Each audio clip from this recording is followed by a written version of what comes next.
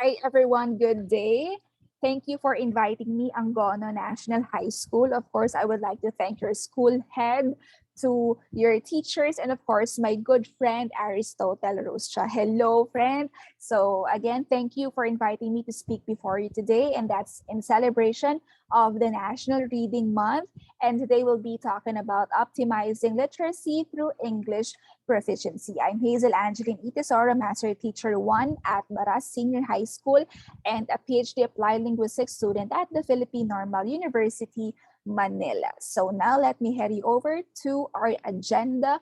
We'll be discussing English proficiency, literacy, MTB MLE, and globalization, and we'll be linking these things to our topic at hand. So first up, we have English proficiency. According to the Manya in 2017, English proficiency has become equally important for global success.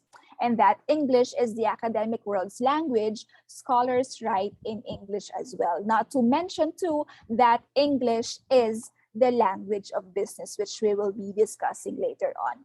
So now the question here lies in the next slide, no? How many Filipinos are proficient in English? So you see here photos, ayan, that reveals that Philippines ranked 27th, no, among 100 countries which were given English proficiency tests or English tests administered by Education First, and that's to 2.2 million adults from 100 countries and territories in 2019. And the results came out last year, no? So despite placing 27th in this year's list, the Filipinos have been given a high proficiency, and that's with a score of 562 out of 700. Now, why do I show you this information? And the next one here in the next slide, no, we have the Philippines literacy rate from 1980 to 2021 is 98.18, which brings us in a good place, no, not in actually a bad place, but this is the percentage, no, of the population of a given age group that can read and write. So 98.18% of Filipinos can read and write. And now we will be linking that, ano, as we go along the slides. Now, as we talk about literacy, in terms of language policy, because that's where all these things boil down to. So Gonzalez, brother Andrew Gonzalez from LaSalle in 2006 said that the DepEd, of course, so the DEX back then issued a Department Order 25 in 1997 announcing the official policy on literacy languages, and that these languages, the policy is about using these languages, Filipino and English, as our country's official languages. Well, of course, allowing local vernaculars, particularly those other than Tagalog, to be used as auxiliary languages. So this is actually what happened. A language that gets selected during the selection phase, during the selection of which language to be used as literacy languages, is the first phase or the selection phase from the language policy model. And that is because it is selected to be the official medium of instruction in schools and across all institutions. So that's according to Hagen in 1966 and 1987. So if you know Hagen, he's one of the most prominent names in language policy.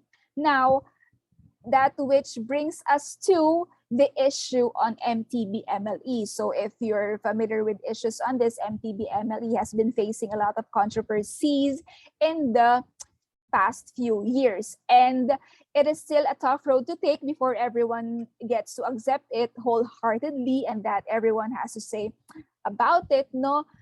Because it is always linked to language revival for those with local dialects, and on the other hand, promoting English naman as the sole language of literacy would mean language death later on, and we'll be discussing about that in the next few slides. But here, Alberto, Gabinete, and Ranola in 2010 said that MTB-MLE may have a negative impact on people's English literacy, affecting their ability to learn and compete throughout their lives. So that is also supported by Lee and Majanovic in 2010, that people's exposure to the English language is reduced as a result of MTB-MLE, which has a negative impact on their English proficiency, which on the contrary is debunked by Gonzalez, again, Brother Andrew.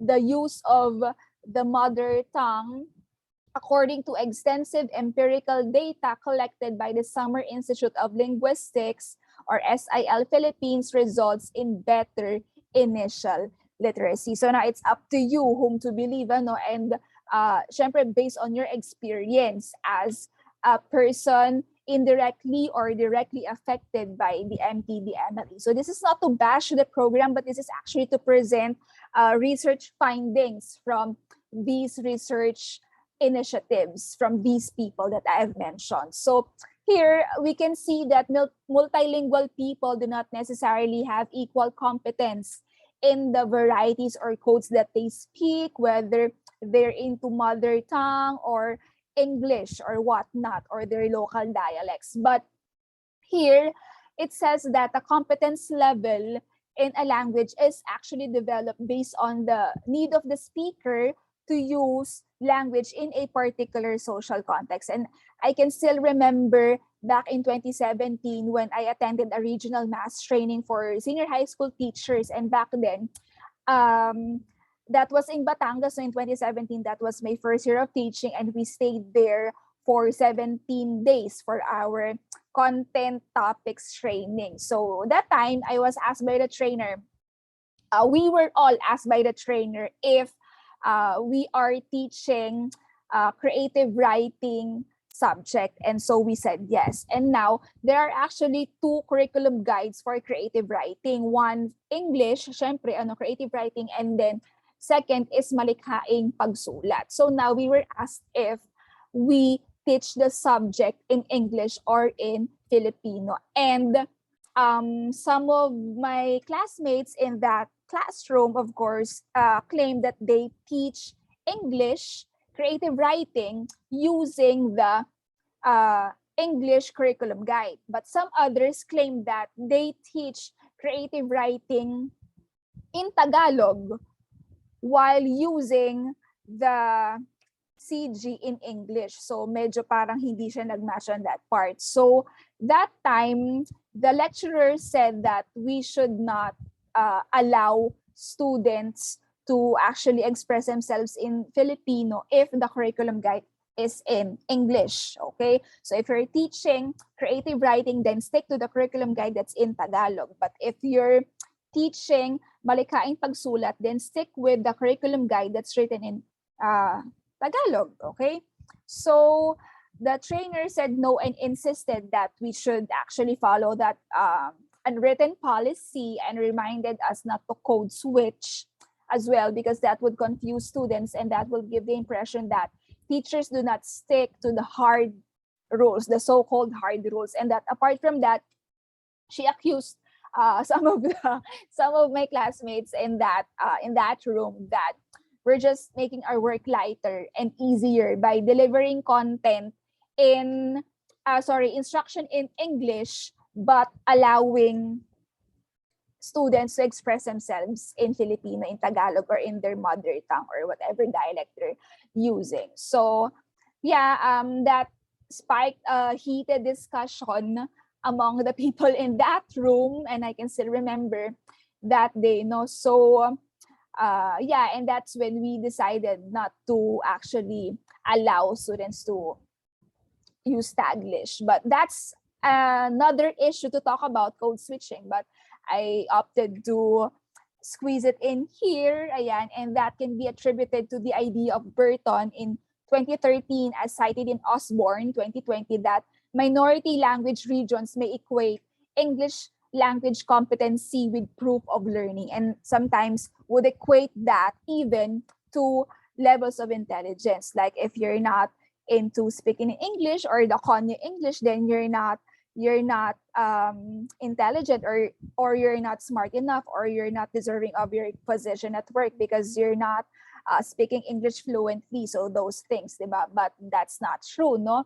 If you're going to read research, English language skills is not always attributed to levels of intelligence. But later we'll be talking about more on how it can help you be more literate, how English proficiency can help you more to be literate. So that leads us to the next slide about globalization. So Chang in 2019 mentioned the findings of Tucker 1998, that it is estimated that by the time they reach puberty, children who learn and are exposed to two languages will make up the majority of the world's population. So we expect now that there would be people in the world, of course, making up the world's population who are bilinguals, no, exposed to two language at least. So language learning deficits can put children at a disadvantage in educational settings, especially if they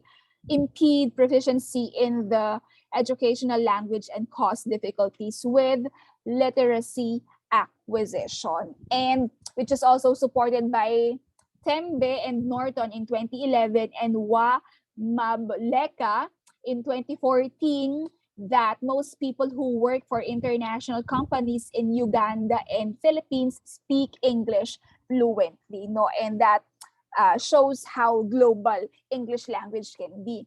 Also, Representative Del Mar, one of the co-authors of the English bill back then, said that English is the language of research, science, and technology, all of which have a significant impact on global business and employment, which I was telling you about earlier, that English is the language of business. So now back to language data, because globalization, only using English would eventually lead to language death, no, if not given a balance with our mother tongue, with our local dialects and English. So why language death? No, I remember in November 2019, in a lecture held at UST, we attended a lecture in UST about language death, something about language revitalization, ganyan. And I learned about the story of a native speaker of an indigenous language. I forgot already what the language was, where the place is, no, but it was a video shown to us. It was also a research presentation as well. And it was a story of a native speaker of an indigenous language who was able to pursue college education outside her barrio. So we're talking of a female speaker. This native speaker, when she went back to her place, no longer uses the indigenous language and already has a different accent. No, people in her community condemned her of turning back to their language. So this is what will happen if people would be into globalization, too much of the globalization part, okay? Forgetting your roots and forgetting the language in that community. So the attitude of the native speakers condemning the woman is referred to as language loyalty, which according to Bowerman in 2006 are efforts by a speech community to maintain its own first or home language in the face of real or perceived threats to its status and continued use. Because I remember that time when the presenter was actually showing us the video, I remember that the woman was telling na parang nahihiya siya. She is ashamed of the accent of that local dialect. So she gradually removed it when she went out of the barrio to pursue college. So, ganun siya. And somehow I could relate kasi back in high school, so I studied kasi in Morong. And then I have a few classmates who were able to pursue college education in Manila. And then when I was already in siguro first or second year college, I was thinking, how how do my classmates cope kaya with people in the urban area? No, syempre that's different from the urban area ng Antipolo and the nearby towns like Cainta, but it's different already in Manila. Do they get bullied if they strike the strong accent ng Morong, like bang ganda ni, ay bang kagaganda, yung ganong punto. I am thinking that if they face discrimination out of uh, having the need to still stick to their home or first language. So yun, but I never got to ask my classmates that question. Actually, siguro there are siguro not less than 10 of my classmates who were able to study in Manila. So yun, but yun nga, I never got to ask them that question, but maybe I will at our reunion siguro in the soonest time. But yeah, so that brings us again to the perceived threat. So that threat that the woman sees is that yung discrimination and that feeling of not belonging in that group.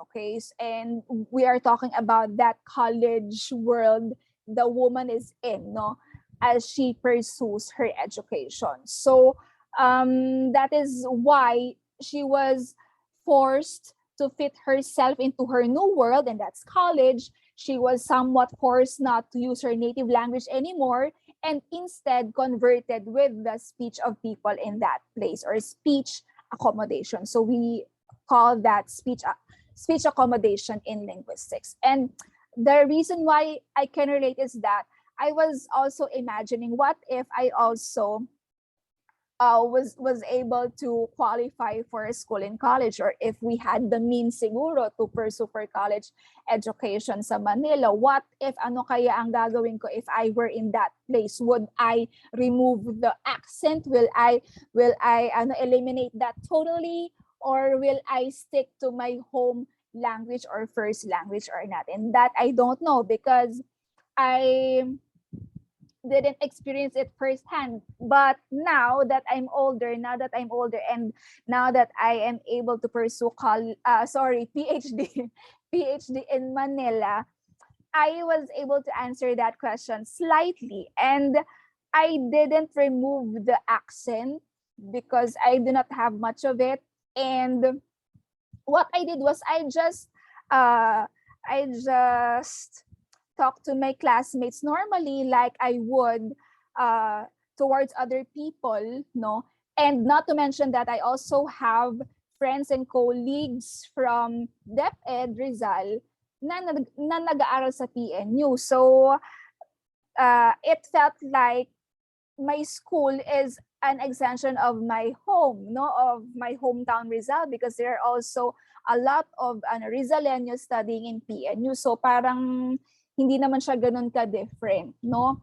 And yeah, so I think what the woman in that video that the presenter let us watch was feeling ashamed of the home language, no, because it doesn't have the status, no, the perceived status of a language, because language is always connected to prestige and to status, and that we will be talking about more in the next few slides. So another is that we have another characteristic of language and code switching, according to Gumpers in 1982, which is the alternation of Tagalog and English in the same discourse or conversation, which may happen anytime during the class or even class observations. If you're teachers, you can relate with this. It has been a norm in class observations, most especially if you're a millennial teacher like me, and if you're being coached or being mentored by seasoned teachers. Now, we won't call them old, but they're seasoned because they have spent siguro a lot of years in their career.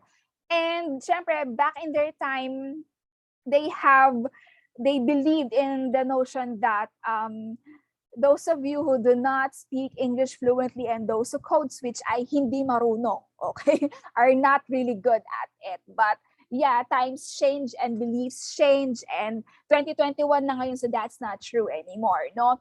So yun nga, going back, it has been a norm in class observations not to code switch, because that would mean violating the language code in the classroom, and that's an unwritten code again. As other schools in the Philippines advocate for the English-only policy, and some other schools even have their flagship programs or flagship projects na this is an English-only school or English-speaking school, ganyan. And just like my alma mater, St. John Hill Academy in Calero, Morong, Rizal. So this English-only policy, again, we're not bashing it, no, but we're just I'm just telling you some sort of a reaction on it, no? But this actually restricts the language ability of students and their creative self-expression. So I experienced that myself because I've been witnessing class observations in the past during school-based observations back when I was still an intern, no? Hanggang sa we're hired na at DepEd, and then there have been district and division competitions on demo fests, and I could really attest, no, at such a norm back then, we were not allowed to code switch. I'm just glad that slowly the EOP initiatives in public schools were abolished, and instead schools promote itself as schools as institutions that project an image of an inclusive and child-friendly environment, not focusing much into the language being used, but the content of what students say, because that's observing communicative language use or communicative language teaching. So we are advocates of inclusive, child-friendly, gender-sensitive, safe, motivating environment by allowing learners to express themselves in the medium they want, in the way that they want, whether that's their native language, English slang, or Becky, millennial slang, or whatnot, no? And I don't know what slang that is, yung binabaliktad, like mayor and yorme, no? And I would have to say that teachers are the biggest and most important group responsible in the awareness campaigns on language death and endangerment. And that's because teachers have been the greatest influence over children, and parents have the same power as well, no? And that is if parents have actually a care, or they actually give a damn on what kind of language their children are using or speaking. So as I see it, assuming full responsibility over dying and endangered languages is not utterly the sole responsibility of teachers and parents, but pretty much anyone or everyone on the planet, because it's most especially the government. Because to start off with the movement, the key here is to ignite public awareness on the existence of the crisis brought about by language death. If we will be more into globalization, no? And this would take literally making everybody aware of it. So the key here is awareness. And with this, it would be nice, no, if it would be nice that everyone would have a fair share of such a responsibility. And how do we take action on that? So we can write books, we can create television programs, write novels, poems, short stories, and plays, paint pictures, write symphonies and operas, ballets, and dances of all kinds, create music or conduct concerts all about language death and language endangerment. And why not write that in your mother tongue or in the language that you are using, in the dialect you're using, so that you won't be facing language death in your area, no? So, and though this all sounds too positive, so ideal, no, for everybody, and imagine how courageous that would be, fighting against the death and endangerment of a language. It should be expected that not all people would seem to care about such an issue, because only to realize that it would cause more serious problems. And if we are going to do all of these initiatives, right, from writing of books, materials, and producing all of this stuff, movies, and whatnot, all these would require budget. So where will you get that?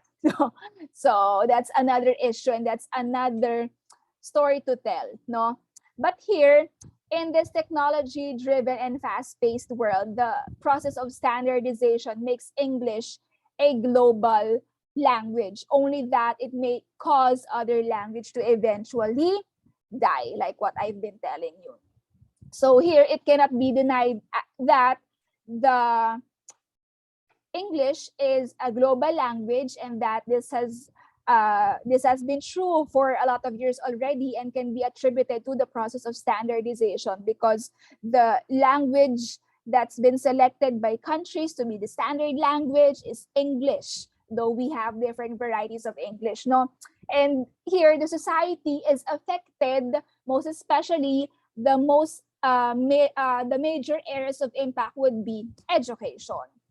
Also, if you're going to watch the video of David Crystal, the title is Should English Be Taught as a Global Language? So he said that if the aim is to produce students who are able to encounter the English-speaking world with confidence, then you can't avoid bringing global English into the classroom. That is exactly what happens in the senior high school classrooms, no? Because here in the Philippines, DepEd envisions these students to be future ready through its curriculum exits. Ano yung curriculum exits that were posited by DepEd that time, no, when senior high school was still starting? We have trabaho, negosyo, and kolehiyo. That is why senior high school students or learners are being trained to face the challenges of the real world, whether they will be going to college and pursue tertiary education, putting up their own business enterprise, or entering the workplace, or yung pang-apat, middle life skills development. So senior high school is the training ground of future-ready individuals in our country, and English, being the global language, has taught a lot of students on this, no? First, most subjects in senior high school are taught in English, and only a few are offered in Filipino, such as Komunikasyon sa Wika at Kulturang Pilipino. That's for grade 11, a core curriculum subject. Pagbasa sa pagsusuri ng iba't ibang teksto tungo sa pananaliksik, that's for grade 11 again, a core curriculum subject. And Filipino sa Piling Larang, grade 12, applied subject. Though there would be different manners, syempre, on how to teach Filipino sa Piling Larang for different tracks. And we have 4 tracks in senior high school. We have academic track, TVL, arts and design, and sports. So on the other hand, there are some subjects that can be taught in either English or Filipino, depending on the needs of the student or the preference of the teacher. Like yun nga, sinabi ko, we have creative writing for UMS. We have one written in English, yung curriculum guide, and then we have one in Filipino. We also have for personal development, pang sariling kaunlaran, and then we also have for Philo, ayan, Introduction to Philosophy, pambungad sa filosofiya ng tao, and I don't know what else, no, is written in Filipino, but we have choices actually, ano. So, pero hindi ganun kadami yung choices, it's just limited. So, going back, ayan, so offering more subjects with English as the medium rather than Filipino in the senior high school curriculum would only imply that the educational system puts more emphasis on learning English than Filipino. And here I would say na students will learn how to navigate the real world if they know how to use English, which is a global language, going back na tayo to globalization. And this begins with students, when students have a strong command of the language. So actually, the main impact of global English, and this was said by David Crystal in his video, the main impact of global English is in the teaching of comprehension, because that's where it all starts. I would have to agree with this statement, because the teaching of comprehension would be more both about listening and reading comprehension. Now, we have flagship program sa DepEd, no, we have Bawat Bata Bumabasa or 3Bs initiative. So here, the education system in the Philippines works out on helping students read and improve their comprehension, thereby strengthening their grasp of the language. So we have actually a local version of that program, ano, a localized adaptation of that program, and that is Blue Rizal's Blue Rizal Barangayan para Bawat Bata Bumabasa, or if you have already known about BRB4. I don't know if you are into BRB4 sa private schools. Wait lang, malulubat ako. I'm not so sure if you're into BRB4 sa private schools, but if so, you are interested, maybe you can coordinate with our schools division office so that they can help you out if you are interested. So basically it's like a community literacy project where the advocacy is to teach students to read, no? And this is anchored on our SDS's dream na balang araw wala nang bata sa Rizal ang hindi nakakabasa, no? That's where it all started. So students actually who are adept in English will no longer have a hard time communicating, no, because if they know how to read, if they know how to understand basic English, they can do their way in the world, no, and they would not have a hard time communicating their needs, expressing their wants, no, and this is because English then is seen as the global standard and the standard language being seen as the most correct variety, and that's according to Streiger in 2019. Now, we actually support palagi yung statements natin with research findings.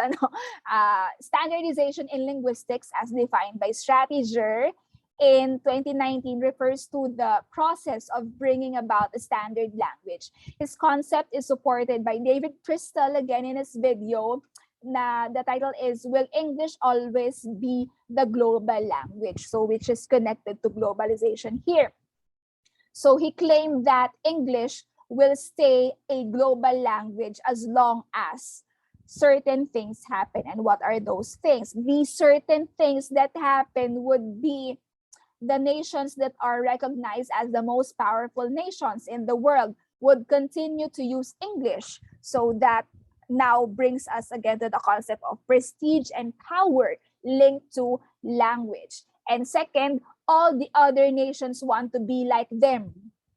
Siyempre, may gustong gumaya, may gustong maging like them, no? To be a powerful nation. And how to be a powerful nation? Speak that language that is linked to power and prestige. Now, want to be like them or want to interact with them. So how do you interact with the powerful nations? And that is to use the language with power and prestige, no?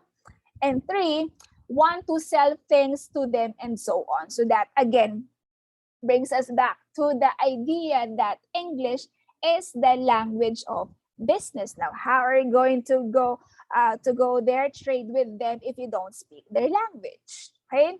So with this, David Crystal claimed that English will stay like that for a long time, for as long as those nations retain that kind of, power.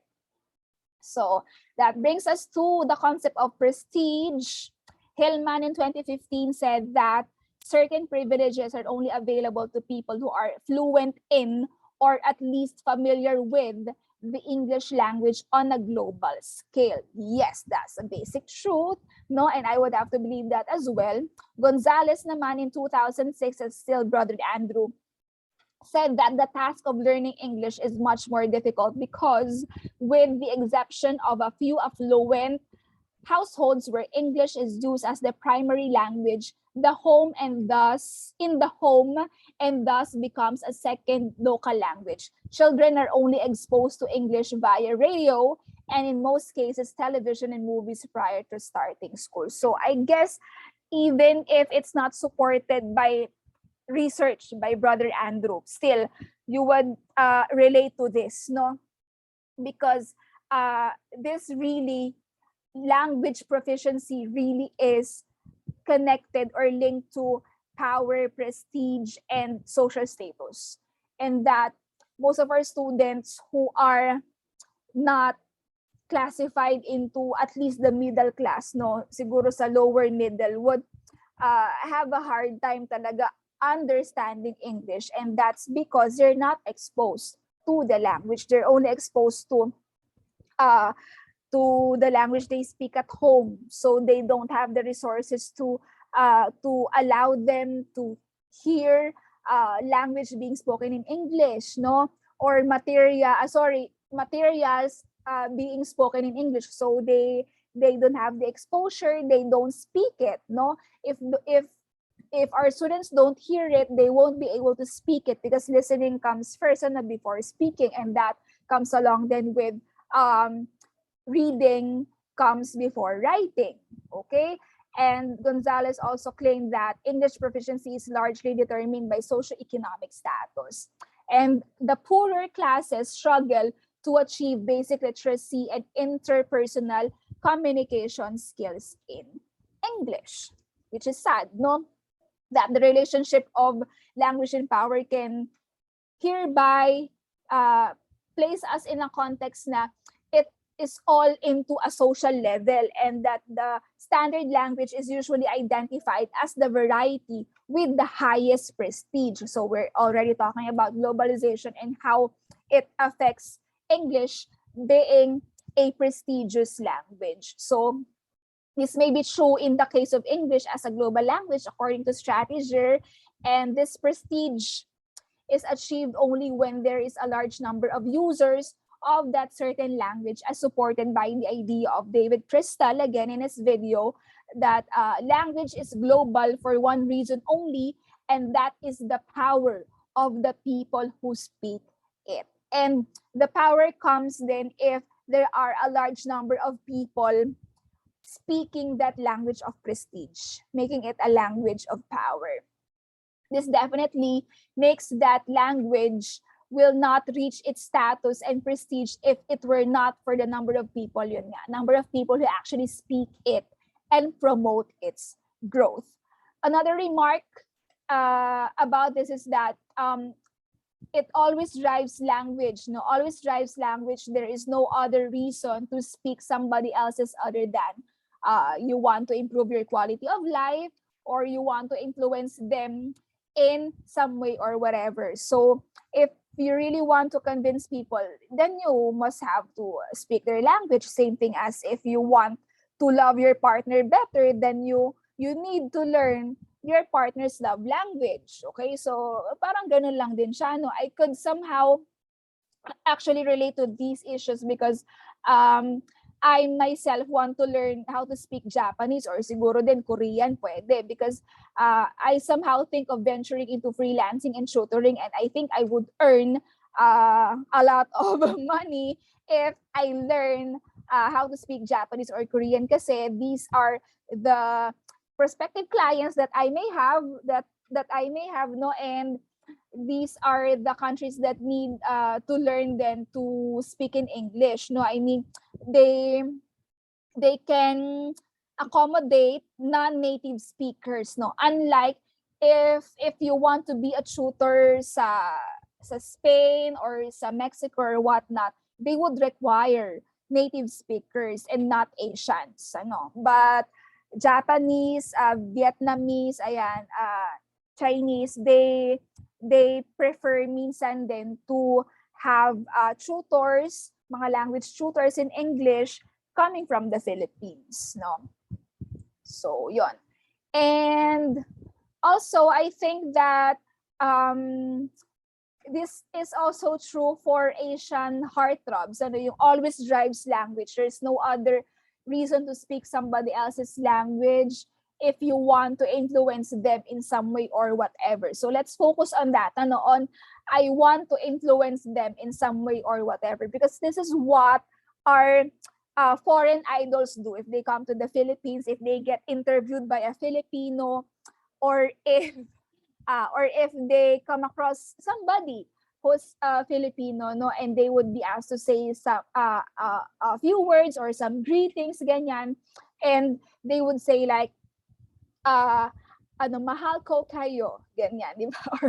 Or some other Tagalog words just to let us know or to show us fans that they actually speak the language. Pero yun lang naman yung nabanggit nila na alam nila na words. So they actually try their best and A for the effort. They try their best to speak the language, even though those are just simple greetings and basic Filipino expressions. And that is, of course, to going back to influence them in some way or whatever. And we normally see this during premiere nights, during promotions of movies, ayan, promotion caravans, to gain publicity din, before concert tours, before Asian novela launches, mga ganyan, di ba? So, that's it. And now, how can you do your part in contributing to language revitalization, language promotion, but also not forgetting about globalization? So it's actually just about a balance and striking a balance between the two, not forgetting one and not focusing too much on the other, no?